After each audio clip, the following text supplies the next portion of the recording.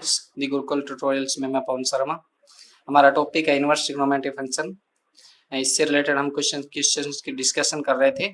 Chapter 2 हम कुछ questions की और डिस्कशन करेंगे। फाइंड द प्रिंसिपल वैल्यू, जैसे आप स्क्रीन पे देख पा रहे होगे, इन सभी के हमें प्रिंसिपल वैल्यू निकालनी है।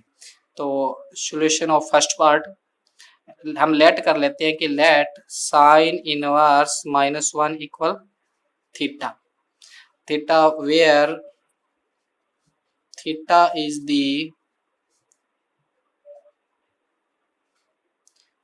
the principal value of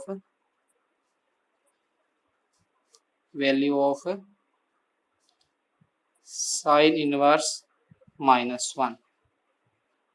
therefore क्या हो जाएगा, ये sin इनवर्स उधर जाके क्या बन जाएगा, therefore sin थीटा की वैल्यू कितनी आ जाएगी, -1। And also sin inverse x belongs to -π/2 and π/2, यानी जो sin इनवर्स x है उसकी जो रेंज है वो -π/2 से π/2 है। तो अब हमें ये देखना है कि जो sin की वैल्यू है वो -1 किस पे होती है, यानी sin थीटा माइनस, क्योंकि 1 किस पे होता है, π/2 पे। तो इसको हम ऐसे लिख सकते हैं, साइन ये नेगेटिव होता है, ये एंगल में अंदर चला जाता है और यहाँ से साइन कैंसिल होके बन गया, थीटा की वैल्यू कितनी आ गई, -π/2, यानी थीटा की वैल्यू क्या आ गई यहाँ पे, -π/2। अब हम देखेंगे कि देयरफॉर -π/2 बिलोंग्स टू दिस, इसमें ये बिलोंग करता है, यस बिलोंग करता है। Therefore theta equal -π/2 is the principal value of sin inverse -1। Second part था, उसमें क्या था, cos इनवर्स -1/2, cos इनवर्स -1/2 की प्रिंसिपल वैल्यू निकालनी है। तो लेट कर लेंगे, let cos inverse -1/2 equal theta, और where theta is the principal value of cos inverse -1/2। तो देयरफॉर क्या बन जाएगा, cos थीटा किसके इक्वल आ जाएगा, -1/2। अब हम cos इनवर्स, हमें पता है कि cos इनवर्स x है, वो उसकी जो रेंज है वो क्या होती है, 0 to π। देयरफॉर जो थीटा की वैल्यू होगी वो क्या होगी, greater than equal to 0 and less than equal to π। जो थीटा बिलोंग करेगा वो इसके बीच में बिलोंग करेगा। अब हमें ये देखना है कि cos की वैल्यू -1/2 किस पे होती है, cos -1/2 किस पे होता है, π/3 पे होता है, π/3 पे होता है, और π/3 होता है, लेकिन यहाँ माइनस है तो -π/3 हम नहीं लिख सकते। ये आप क्या हो जाएगा कि cos थीटा किस पे होता है, ये π/3 पे, बट cos नेगेटिव है, यानी नेगेटिव है तो वो कौन से क्वाड्रेंट में होगा, वो सेकंड क्वाड्रेंट में होगा। कौन से क्वाड्रेंट में होगा, सेकंड क्वाड्रेंट में। cos π/3, अब cos क्या है, नेगेटिव है तो कौन से क्वाड्रेंट में होगा, नेगेटिव सेकंड क्वाड्रेंट में। तो सेकंड क्वाड्रेंट में क्या होगा, पाई माइनस का π/3। सेकंड क्वाड्रेंट में जाने के लिए क्या लिखेंगे, पाई माइनस π/3। अब इसको सोल्व करेंगे एलसीएम लेके, तो क्या हो जाएगा, 3 पाई माइनस का पाई अपॉन में 3 क्या आ जाएगा, cos 2π/3। तो इस प्रकार से cos थीटा इक्वल क्या आ गया, cos 2π/3। तो दिस इंप्लाइज cos क्या आ जाएगा, थीटा इक्वल क्या आ जाएगा, 2π/3। 2π/3 का मतलब 120 हो गया। 120 क्या है, 0 से, therefore 2π/3 belongs to 0 to π। Yes, 120 इसके बीच में बिलोंग्स करता है। तो इट मीन्स जो प्रिंसिपल वैल्यू है वो क्या हो जाएगी, therefore principal value of cos inverse -1/2 is 2π/3। Third part में tangent inverse minus root three की वैल्यू नहीं है, तो लेट टेंजेंट इनवर्स माइनस का रूट थ्री इक्वल थीटा और where theta is the principal value of tangent inverse root three. तो this implies क्या हो जाएगा, दिस इंप्लाइज क्या हो जाएगा, टेन थीटा, ये क्या हो जाएगा टेंजेंट थीटा, टेंजेंट थीटा कितना आ जाएगा माइनस का रूट थ्री, यानी टेंजेंट थीटा माइनस का रूट थ्री। अब रूट थ्री पे टेंजेंट की वैल्यू कहाँ होती है, रूट थ्री की टेंजेंट पे होती है पाई बाय थ्री पे, पाई बाय थ्री पे। अब ये नेगेटिव है वो एंगल में जाएगा तो माइनस का पाई बाय थ्री। दूसरा टेंजेंट इनवर्स एक्स बिलोंग्स कहाँ करेगा, वो करेगा माइनस पाई बाय टू से पाई बाय टू, यानी साइन की और टेंजेंट इनवर्स की जो प्रिंसिपल ट्रिग्नोमेट्री प्रिंसिपल ब्रांच से जो रेंज है वो सेम होती है, तो ये रेंज है, तो इसमें ये बिलोंग करता है। तो देयरफॉर थीटा इक्वल क्या आ जाएगा माइनस का pi by three and minus pi by three is also belongs to minus pi by two to pi by two. तो therefore principal value of tan inverse minus root 3 is minus pi by 3। जो next question था उसमें हमें निकालना था principal value of second inverse minus two की, तो इसको भी हम लेट कर लेते हैं थीटा के इक्वल, थीटा के इक्वल लेट किया तो क्या हो जाएगा सीकेंड थीटा इक्वल क्या आ जाएगा माइनस का टू। अब सीकेंड थीटा किसका रेसिप्रोकल होता है कोस थीटा का, तो माइनस का वन बाई टू। तो ये क्वेश्चन हम कर चुके हैं, ये क्वेश्चन क्या कौन सा बन गया cos inverse minus one by two की जो प्रिंसिपल वैल्यू आई थी वो सेम इसकी प्रिंसिपल वैल्यू आएगी, तो उसी तरीके से हम इसको सोल्व कर लेंगे। तो इसकी जो प्रिंसिपल वैल्यू है वो क्या होगी टू पाई बाई थ्री आएगी। इस प्रकार से इस क्वेश्चन को आप खुद सोल्व कर सकते हैं, इसकी प्रिंसिपल वैल्यू क्या आ जाएगी two pi by three. Next question क्या है, इवेलुएट करना है इस क्वेश्चन को, तो लेट कर लेंगे कि इसको दो पार्ट्स में डिवाइड कर लेंगे। एक टेन इनवर्स रूट थ्री है उसको हमने थीटा के इक्वल लेट कर लिया, तो इस प्रकार से जो टेन थीटा है वो क्या आ जाएगा रूट थ्री। अब जैसे प्रिंसिपल वैल्यू निकालते थे वैसे ही निकालेंगे, यहाँ पे थीटा क्या हो जाएगी प्रिंसिपल वैल्यू होगी। अब टेन रूट थ्री पे टेंजेंट किस पे होता है, रूट थ्री होता है टेंजेंट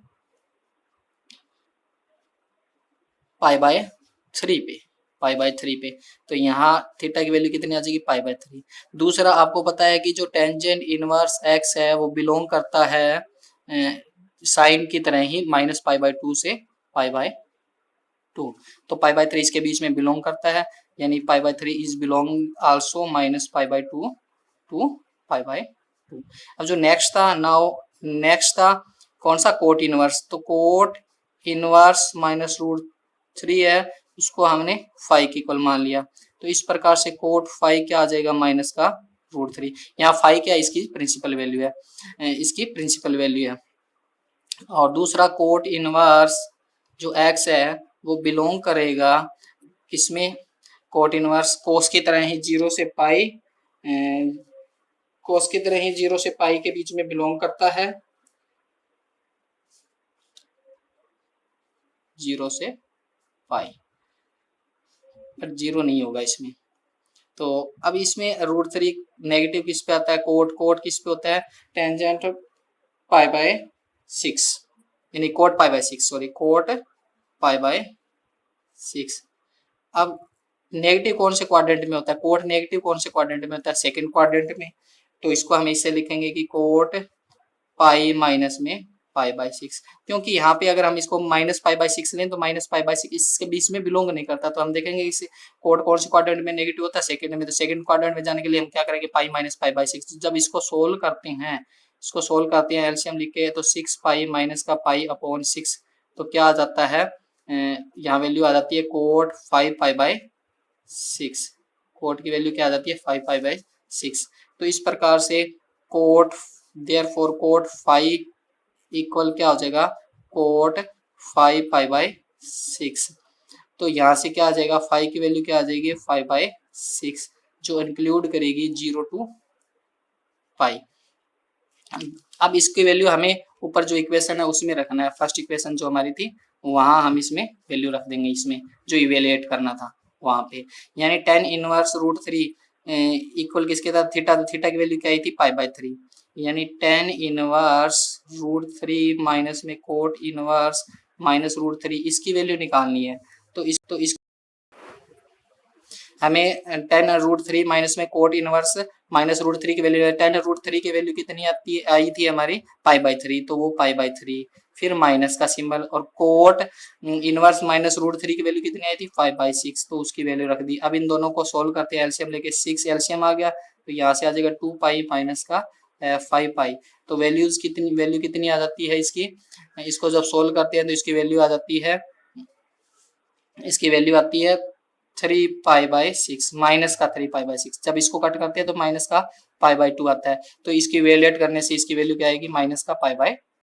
दी गुरुकुल ट्यूटोरियल्स में मैं पवन शर्मा, हमारा टॉपिक है इनवर्स ट्रिग्नोमेट्रिक फंक्शन, हम इससे रिलेटेड कुछ क्वेश्चन सोल्व कर रहे थे। अब नेक्स्ट क्वेश्चन है इवेल्युएट करना है इन क्वेश्चंस को, जो फर्स्ट पार्ट है उसको सोल्व करते हैं। सोल्विंग फर्स्ट पार्ट, उसमें क्या लिखा हुआ है, साइन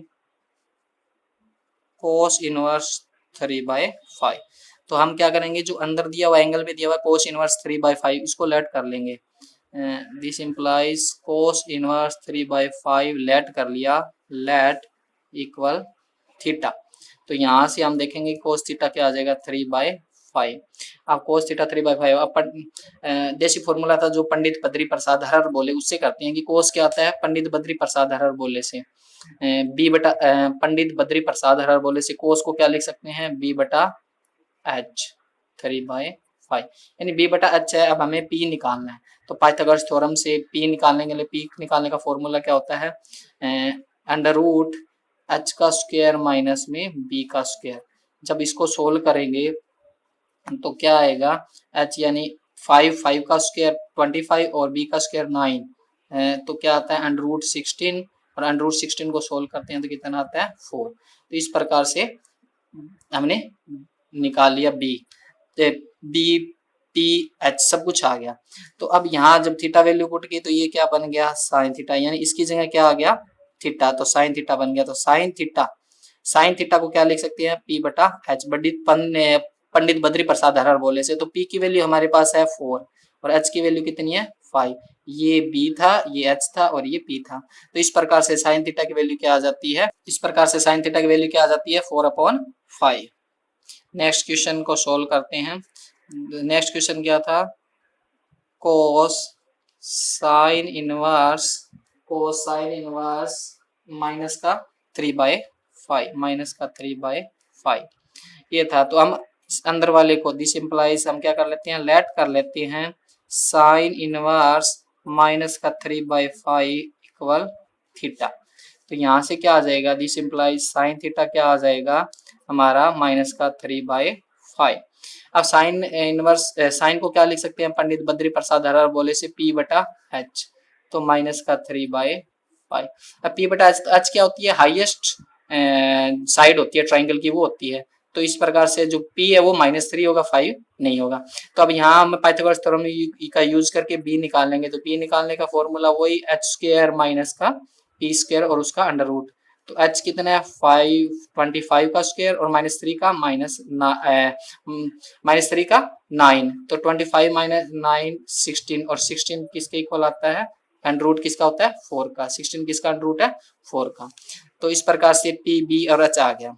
अब जब हमने इसको थीटा मान लिया तो ये क्या हो जाएगा, दिस इंप्लाइज क्या बन जाएगा कोस थीटा, और कोस थीटा को पंडित बद्री प्रसाद हरर बोले से क्या लिख सकते हैं b/h। अब यहाँ हम b की वैल्यू रखेंगे, b की वैल्यू कितनी है, ये 4 दी हुई है, 4 आ जाएगी, और h की वैल्यू कितनी थी 5, तो ये आ जाएगा 4/। जो नेक्स्ट क्वेश्चन था वो था साइन 1/2 कोस इनवर्स 4/5। इसमें भी हम क्या करते हैं, लेट कर लेते हैं, let 1/2 cos inverse 4/5 equal theta. तो ये 1/2 मल्टीप्लाई में उधर जाके क्या बन जाएगा, रेसिप्रोकल होके 2 थीटा बन जाएगा। अब ऐसे ही कोस इनवर्स उधर जाके क्या बन जाएगा, कोस 2 थीटा इक्वल 4/5। यहाँ तक आ गया। अब हमें यहाँ क्या यूज करना है, हम यहाँ पे ओनली थीटा होता है तो पंडित बद्री प्रसाद हरर बोले वाला कर लेता है, पर 2 थीटा है तो यहाँ पे कोस 2 थीटा का फॉर्मूला क्या होता है, कोस 2 थीटा का फॉर्मूला होता है कोस स्क्वायर थीटा माइनस का साइन स्क्वायर थीटा इक्वल में 4/5, यानी कोस 2 थीटा है जो उसका जो फॉर्मूला है वो ये होता है। अब कोस स्क्वायर थीटा को हम ले सकते हैं 1 माइनस में साइन स्क्वायर थीटा माइनस में साइन स्क्वायर थीटा। इस कोस स्क्वायर थीटा को हमने लिख लिया 1 माइनस में साइन स्क्वायर थीटा। तो 1 माइनस में साइन स्क्वायर थीटा और sign square theta 2 sign square theta हो जाएगा और इक्वल में इसके 4/5 है। अब क्या करेंगे कि ये इधर ले जाएंगे और ये इधर ले जाएंगे, तो ये इधर आके माइनस का हो गया और ये उधर जाके प्लस का हो जाता है। जब इसको सोल्व करते हैं एलसीएम लेके तो क्या आ जाता है 1/5 two sine square theta. This implies ये 2 मल्टीप्लाई से उधर जाके क्या हो जाएगा डिवाइड में, तो साइन स्क्वायर थीटा। अब यहाँ से हम साइन की वैल्यू निकाल देते हैं, अंडर रूट स्क्वायर पावर 2 है तो उधर जाके क्या बन जाएगा अंडर रूट 1/√10 1/√10। अब यहाँ पे हमने थीटा पुट किया तो ये क्या बन गया दिस इंप्लाइज साइन थीटा और यहाँ से हमने साइन थीटा की वैल्यू निकाल ली तो साइन थीटा क्या आ जाएगा 1/10 का अंडर रूट। तो इस प्रकार से हम इन क्वेश्चन को सोल्व कर सकते हैं। जो नेक्स्ट क्वेश्चन है उसमें sine π/2 minus sine inverse minus √3/2 इन सबको इवेल्युएट करना है, फर्स्ट पार्ट सेकंड पार्ट और थर्ड पार्ट। तो हम फर्स्ट पार्ट को सोल्व करते हैं। क्या दिया हुआ था sine π/2 minus sine inverse minus का √3/2। तो इसमें क्या करते हैं दिस इंप्लाइज लेट कर लेते हैं हम साइन इनवर्स माइनस का √3/2 को थीटा के इक्वल लेट कर लेते हैं, थीटा के इक्वल लेट कर लेते हैं। तो उधर जाके क्या बन जाएगा साइन थीटा माइनस का √3/2।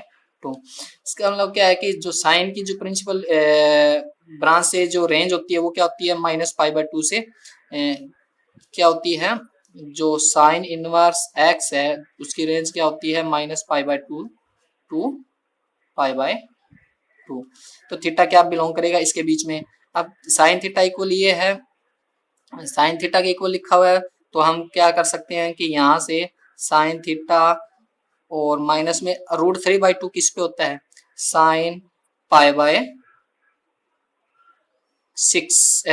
पे, साइन π/3 पे क्या होता है √3/2 होता है π/3।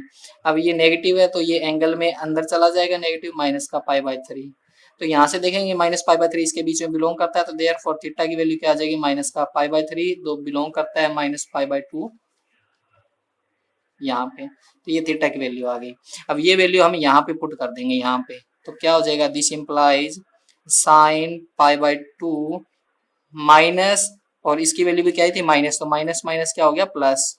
अब जब इसको हम सोल्व करते हैं एलसीएम लेके तो 6 आता है तो ये क्या बनता है 3π प्लस का 2π। तो इसको सोल्व करने से क्या बनेगा दिस इंप्लाइज 5π/6। अब इसकी वैल्यू निकालने के लिए हम क्या करेंगे इसको थोड़ा शॉर्ट करेंगे, यानी साइन क्या होता है सेकंड क्वाड्रेंट में पॉजिटिव होता है तो इसको लिख सकते हैं हम पाई माइनस का π/6। जब इसको सोल्व करते हैं तो यही आता है। तो यहाँ पे सेकंड क्वाड्रेंट में साइन चेंज भी नहीं होता तो क्या हो जाएगा साइन π/6 और साइन π/6 पे वैल्यू क्या होती है 1/2। तो इस प्रकार से जो जब इसकी इवेल्युएट करते हैं तो इसकी वैल्यू क्या आती है 1/2। ये हमारा आंसर है। नेक्स्ट क्वेश्चन में हमें इसको इवेल्युएट करना है तो लेट कर लेंगे हम कि साइन इनवर्स 3/5 है उसको a के इक्वल, तो यहाँ से क्या आ जाएगा साइन a इक्वल आ जाएगा 3/5। अब इसमें पंडित बद्री प्रसाद हरर बोले से इसको p/h लिख सकते हैं। तो हमें b की वैल्यू चाहिए तो b की वैल्यू क्या आएगी h का स्क्वायर माइनस में p का स्क्वायर। तो 25 माइनस में 9 16 आएगा और 16 का अंडर रूट कितना होता है 4। इसी प्रकार से हम क्या करेंगे साइन इनवर्स 5/13 है उसको b के इक्वल लेट कर लेंगे। तो यहाँ से साइन b किसके इक्वल आ जाएगा 5/13। इसको भी पंडित बद्री प्रसाद हरर बोले से p/h लिखेंगे तो ये आ जाएगा, ये p की वैल्यू ये इसकी वैल्यू यहाँ से भी b निकाल लेंगे तो h का स्क्वायर माइनस में p का स्क्वायर। तो 13 का स्क्वायर होता है 169 और इसका होता है 25, इसका होता है 25। जब इनको माइनस करते हैं तो 144 आता है और इसका अंडर रूट कितना होता है 12। तो इस प्रकार से ये फर्स्ट पार्ट था, ये सेकंड पार्ट था, यहाँ से b आया और यहाँ से b आया। अब ये साइन a की वैल्यू है तो हम अगर कोस a की वैल्यू निकालेंगे तो वो क्या होता है b/h इस पार्ट्स के लिए, फर्स्ट पार्ट के लिए b/h। तो b की वैल्यू यहाँ पे कितनी थी 4 और h की वैल्यू कितनी थी 5। इसी प्रकार से जब हम इसमें कोस b की वैल्यू निकालते हैं तो वो भी क्या होता है b/h, यानी इसमें b कितना है 12 और h कितना है b कितना है 12 और h कितना है यहाँ पे 30। तो इस प्रकार से हमने साइन ए कोस ए की वैल्यू, अब इसमें हम वैल्यू पुट करते हैं क्योंकि हमने इसको साइन इनवर्स 3/5 को हमने ए माना था, तो ये बन गया ए, और उसको बी माना था, ये बन गया बी, तो ये कोस ए प्लस बी का फॉर्मूला बन जाता है। तो कोस ए प्लस बी का फॉर्मूला क्या होता है, कोस ए कोस बी, यहाँ प्लस है तो यहाँ माइनस आ जाएगा, साइन ए साइन बी। अब इन सब की हमने जो वैल्यू निकाल रखी है वो यहाँ पे हम पुट कर देते हैं। कोस ए कितना है, यहाँ ध्यान से देखें, कोस ए है 4/5 और कोस बी कितना है 12/13 माइनस साइन ए कितना है, ये रहा 3/5 और साइन बी क्या है, ये रहा 5/13। अब हम इसको सोल्व कर लेते हैं। अब हम इसको सोल्व कर लेते हैं, इनकी वैल्यू पुट कर दी तो 12 की 4 से 48 65 माइनस का 15/65, इसका दिस इंप्लाइज एलसीएम लेते हैं तो 65 आता है और 48 माइनस का 15 कितना आता है 33/65, ये हमारा इसको एवेल्युएट करने पर आंसर आता है। इस क्वेश्चन को इवेल्युएट करना है तो सबसे पहले हम क्या करेंगे कि साइन इनवर्स √3/2 है उसको थीटा के इक्वल लेट कर लिया, तो यहाँ से साइन थीटा क्या आ जाएगा √3/2। अब आप देखो कि √3/2 साइन किस पे होता है, √3/2 साइन होता है π/3 पे, किस पे होता है π/3 पे। और दूसरा जो साइन की रेंज है, क्योंकि जो साइन की रेंज है, साइन इनवर्स एक्स की जो रेंज है वो किस में होती है, -π/2 से π/2 के बीच में, तो ये π/3 इसके बीच में बिलोंग करता है, यानी थीटा क्या आ गया π/3, तो बिलोंग करता है -π/2 टू π/2। तो इस प्रकार से ये आ गया। अब ये वैल्यू हम यहाँ पुट कर देंगे, जो साइन इनवर्स की जो वैल्यू √3 की वैल्यू है वो यहाँ पुट कर दी, तो क्या बन जाएगा tan इनवर्स 2 साइन 1/2 इंटू π/3, तो क्या बन गया, ये बन जाएगा साइन π/6। अब साइन π/6 की वैल्यू कितनी होती है, तो साइन π/6 की वैल्यू निकाल लेंगे। साइन π/6 की वैल्यू कितनी होती है 1/2, यानी साइन 30 पे कितना होता है 1/2, तो इसकी वैल्यू कितनी आ गई 1/2, 2 से 2 कट हो गया तो कितना आ गया टेंजेंट इनवर्स 1।